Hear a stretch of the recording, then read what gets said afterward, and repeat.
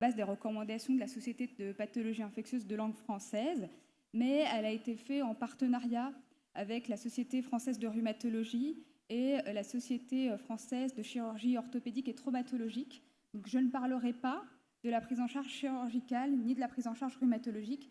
Je vais me concentrer sur les quelques minutes qui me restent à parler vraiment que de l'antibiothérapie pour les articulations donc, natives hors matériel. Et donc, pour ce faire, j'ai choisi, comme on n'a pas beaucoup de temps, de parler que de deux types d'infections sur articulations natives. D'abord, les arthrites septiques bactériennes de l'adulte, donc je ne parlerai pas de l'enfant. Et dans un second temps, je parlerai des spondylodycites bactériennes de l'adulte également. Donc, je vous mets dans l'ambiance. Vous sortez du congrès, vous êtes de garde. Et l'infirmier ou l'infirmière vient vous voir et vous dit on a une entrée, c'est une arthrite, a priori septique, mais c'est aussi l'heure du dîner. Donc, est-ce que vous allez manger en vous disant je vais voir l'entrée après, ou est-ce que vous vous précipitez pour voir cette entrée étiquetée arthrite septique? La bonne réponse, c'est de vous précipiter, d'aller voir cette entrée, parce que dès que vous entendez arthrite septique, et je parle d'arthrite septique aiguë, hein, vous l'aurez compris, on ne parlera pas des infections chronico-chroniques, mais il faut se précipiter voir le malade parce que ça peut être grave. Et donc, il faut vite voir si le malade n'est pas défaillant sur le plan hémodynamique, neurologique, respiratoire. En France, on utilise le score de Quick-SOFA avec un score égal ou supérieur à 2 pour un petit peu trier les malades graves, pas graves. Si le malade est grave, on fait les hémocultures et il faut mettre les antibiotiques tout de suite. Les hémocs, bien sûr. Et au moment où l'infirmière pique les hémocs, met le cathé, on met les antibiotiques. Et les antibiotiques qu'on met, c'est de la céphalosporine pour couvrir les grammes plus, le staphylocoque doré notamment Méties, le streptocoque et de l'amicacine en plus pour couvrir un petit peu tous les BGN. Si on n'est pas dans le cas de figure du malade grave qui est en sepsis, on peut respirer, souffler et se dire bon, on fait la ponction articulaire, les hémocultures et on réfléchit après. Donc si on est dans cette situation un petit peu plus relaxe, en gros, il y a deux grands cas de figure. Je ponctionne l'articulation, le liquide est purulent. S'il est purulent, j'envoie en bactériologie, l'examen direct me dit c'est positif, je ne sais pas, c'est des coccigrammes plus, et ben je débute l'antibiothérapie adaptée à l'examen direct. En revanche, si c'est un liquide qui n'est pas purulent, le malade va plutôt bien, je peux attendre tranquillement la culture, voire de faire une deuxième ponction avant de balancer l'antibiothérapie. Entre les deux, eh bien, ça va dépendre. Je ne sais pas, par exemple, le liquide est purulent, mais il y a des cristaux. Bon, c'est peut-être une arthrite microcristalline, je ne vais pas m'exciter non plus. En revanche, c'est une arthrite purulente, il n'y a pas de cristaux, soit j'appelle quelqu'un dont c'est le travail. On a des centres de référence d'infections ostéo-articulaires complexes, notamment en France, dans plusieurs, parfois même par région. Soit je me dis, j'attends, je fais une deuxième ponction, je le réinterroge, peut-être qu'il a pris des antibiotiques. Ou alors, si je ne le sens pas, que je trouve qu'il est grave, qu'il a de la fièvre, qu'il ne va pas très bien, je peux débuter une antibiothérapie probabiliste. Donc en gros, quand est-ce qu'on commence l'antibiothérapie probabiliste devant une arthrite supposée septique bactérienne aiguë de l'adulte? Évidemment, si le malade il est en sepsis ou en choc septique, je ne vais pas attendre d'avoir la ponction, etc. Je fais les hémocs, je balance les antibiotiques.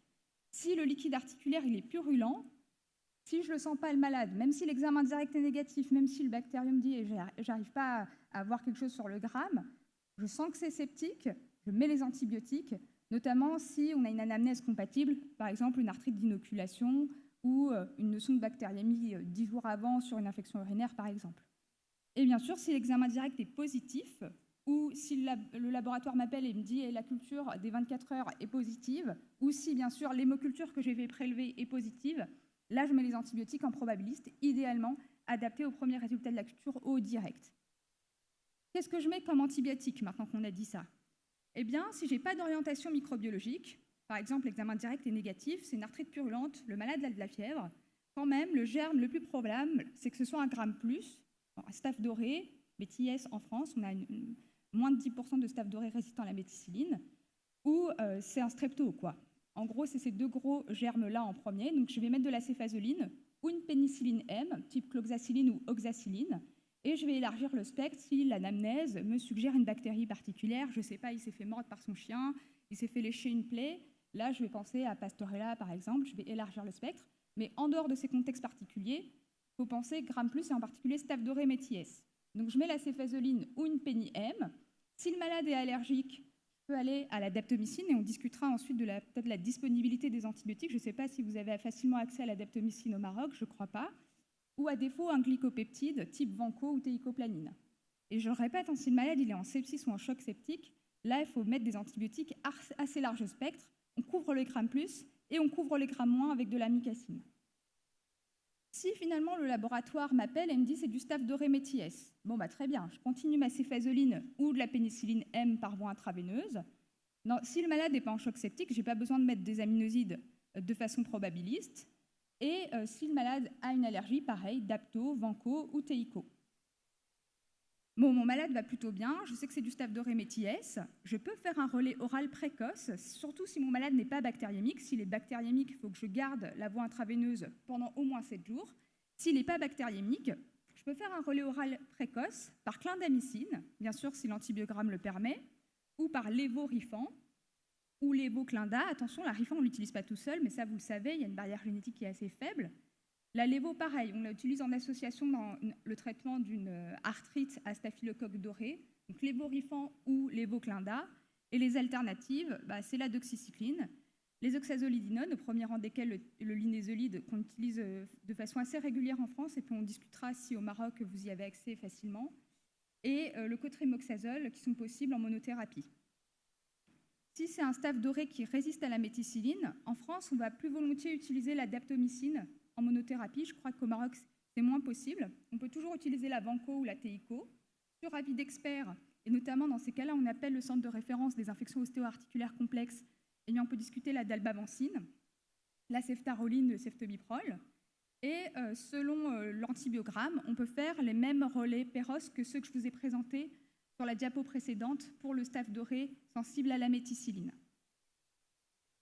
Pour les streptos, deux choix. Soit c'est un strepto qui est sensible à la pénigée, soit c'est un strepto qui n'est pas sensible à la pénigée avec un cutoff de CMI à 0,250 mg par litre.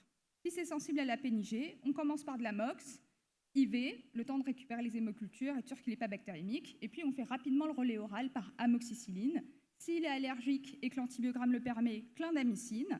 S'il est résistant à la clindamycine, oxazolidinone, linezolide, quoi. S'il est résistant à la pénigée, mais qu'il est sensible aux céphalosporines, ce sera céphotaxime ou ceftriaxone.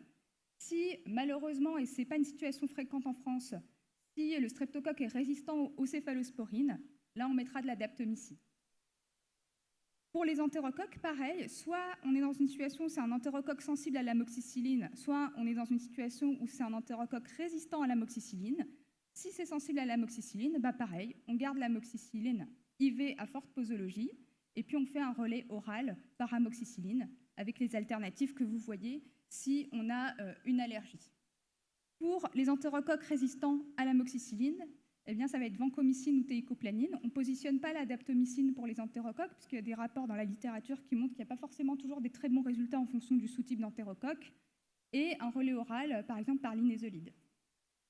Pour les entérobactéries, on va utiliser les céphalosporines de 3e génération, ceftriaxone ou céphotaxime. Si c'est une entérobactérie du groupe 3, bien sûr, on va utiliser du cefépime par voie intraveineuse. Et là, le relais oral, il peut se faire par monothérapie de lévofloxacine, avec, bien sûr, si la souche n'est pas sensible à la lévofloxacine, une discussion qui doit se faire avec un avis spécialisé, idéalement dans un centre de référence des infections ostéo-articulaires. Pareil, s'il est BLSE ou s'il y a une carbapénémase, mais ça, on en rediscutera au topo à la session d'après, puisqu'il y a des cas cliniques qui sont prévus spécifiquement pour ces questions. Si c'est un Pseudomonas aeruginosa, on va utiliser ceftazidime ou cefépime en monothérapie, avec un relais oral qui est possible, mais après un minimum de 14 jours de traitement par bêta-lactamine par voie intraveineuse. Et le relais oral qu'on privilégie, c'est une quinolone et c'est la ciprofloxacine, en première intention, bien sûr, seulement si l'infection est bien contrôlée. Si on n'est pas dans ce cas très balisé de Pseudomonas aeruginosa sensible aux bêta-lactamine, aux quinolones, en règle générale, on présente le cas au centre de référence des infections ostéo-articulaires complexes. Combien de temps on traite ? Quand c'est du Staph doré, on traite 6 semaines. Quand c'est une entérobactérie, on traite 6 semaines. Quand c'est du strepto, on se permet de traiter 4 semaines. Dans un cas très particulier des arthrites très précoce, moins de 4 semaines, des petites articulations de la main, par exemple par inoculation directe, après bien sûr un lavage chirurgical adéquat. En l'absence d'ostéolyse, quelle que soit la bactérie, on peut se permettre de traiter 14 jours, après avis du chirurgien s'il est satisfait de son geste.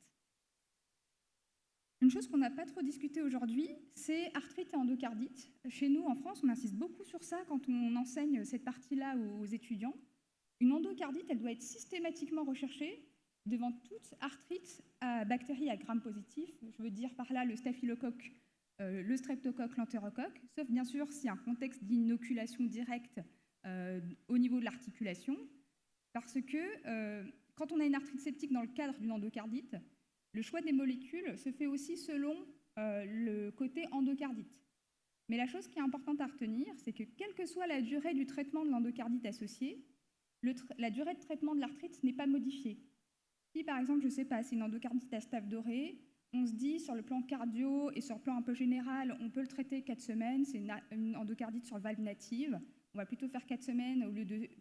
en fait, les recommandations européennes, elles disent entre 4 et 6, on se dit, bon, ben, on va plutôt faire 4. Bah, s'il y a une arthrite, on va faire 6. Donc vraiment, la durée du traitement d'une endocardite associée, la durée, quand il y a vraiment l'endocardite qui est prouvée, même si le cardiologue dit c'est OK de faire 4, même si en réunion de concertation pluridisciplinaire, on dit que c'est OK de faire 4, la durée de traitement de l'arthrite n'est pas modifiée.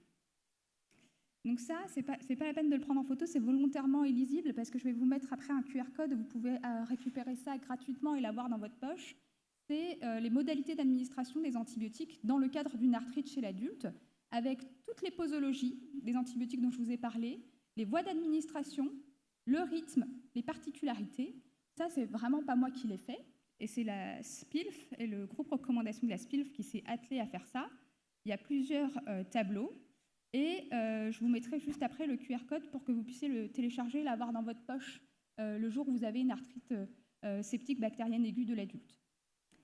Donc les points clés à retenir pour cette première partie, et rassurez-vous, la deuxième partie sera beaucoup plus courte. Il faut faire des prélèvements bactériologiques, bien sûr, avant initiation d'antibiothérapie, ou après une fenêtre idéalement, sauf si le malade est grave. Ça, il faut bien le retenir. On s'est beaucoup attelé à dire qu'il faut vraiment que l'arthrite soit diagnostiquée, documentée. Si le malade est grave, on ne va pas courir derrière la ponction, on fait les émocs, on balance les antibiotiques à ce moment-là, assez large spectre, antigramme plus et antigramme moins. L'antibiothérapie probabiliste, elle va être bien sûr adaptée secondairement aux résultats bactériologiques, à la tolérance des antibiotiques et à l'évolution du malade. Et les antibiotiques que je vous ai présentés, c'est des antibiotiques avec une bonne diffusion ostéo-articulaire, aux posologies optimisées qui sont dans le tableau que vous pourrez télécharger par la suite.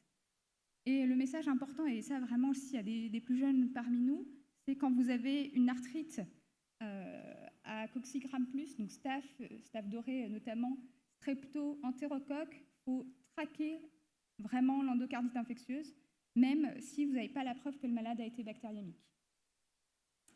Et voilà, comme promis, les QR codes. Donc là, vous avez le diaporama de synthèse, j'ai pas fini, le diaporama de synthèse sur la gauche des recommandations de la SPIF. Donc je me suis largement inspirée pour vous faire cette première partie. Et je tiens vraiment à souligner le travail de ce groupe ROCO de la SPIF. Et sur la droite de la diapositive, vous avez une fiche qui tient en une page PDF avec tout ce que je viens de vous raconter, que vous pouvez télécharger gratuitement et que vous pouvez avoir sur votre téléphone un soir de garde. Ça ressemble à peu près à ça, et c'est disponible gratuitement, vous pouvez le télécharger sans problème. On va parler de la spondylodicite bactérienne de l'adulte maintenant, avec vraiment juste un point rapide d'épidémio, mais je crois qu'on n'est pas très loin, le Maroc, l'Afrique en règle générale, et la France en termes de type de germe, puisque j'ai cru comprendre que le staph doré, c'était quand même très important en termes de prévalence dans les infections disco-vertébrales. Vous avez bien sûr beaucoup plus de mycobactéries, mais en gros, les chefs de file, c'est à peu près pareil que pour l'arthrite septique, staphylocoque doré, streptocoque, entérocoque, entérobactéries. Une chose importante, et s'il y a des jeunes parmi nous, c'est que les infections disco-vertébrales, elles sont associées à une fièvre dans seulement 50% des cas. Un malade qui a mal au dos, qui a des douleurs inflammatoires, et vous n'êtes pas sûr parce qu'il n'a pas vraiment de fièvre, vous vous dites oh, ça ne peut pas être une spondylodicite, c'est faux. Hein, la spondylodicite, il n'y a pas toujours de la fièvre, et ça c'est vraiment un message important. La bactériémie, elle est présente dans 75% des cas, et l'endocardite infectieuse dans 5 à 20% des cas selon les séries. Et là encore, hein, quand vous avez une spondylodicite, il faut penser à traquer l'endocardite infectieuse. Je ne reviens pas sur la stratégie diagnostique qui a été brillamment présentée par mes collègues juste avant. La seule chose que je voulais vous montrer, c'est que chez nous, les hémocultures, c'est vraiment le premier examen qu'on fait quand on a une suspicion de spondylodicite. Ensuite, on fait l'imagerie. S'il y a un abcès paravertébral notamment, eh bien, on va aller essayer de fonctionner cet abcès. Et en troisième recours, on fera la biopsie disco-vertébrale sans délai.